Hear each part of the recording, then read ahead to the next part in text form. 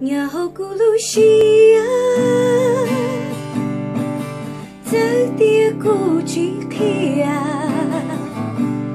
giờ tia có chỉ bao giờ tia có chỉ xa thọ ít tu ninh trong lý cụ ít tu ninh cho đi trong lý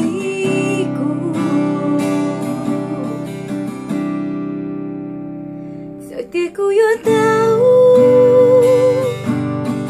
sáng được có khu khá ý kia là tu là nhau được có ý xa giờ tia cô chỉ tao là ua có tao lưu là chúa cô tao là ua có tu phong như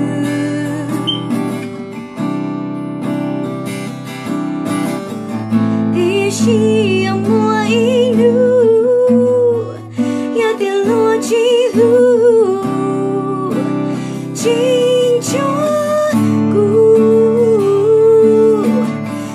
Tshuav Kuv, cụ chính nhân đã có ý xa, Tseem Tshuav Kuv, kia li hú cụ lúc về, cụ yêu nhớ gì. Chỉ tao lần đầu đâu có để chỉ cô muốn tao lưu chia đâu bao Tseem Tshuav Kuv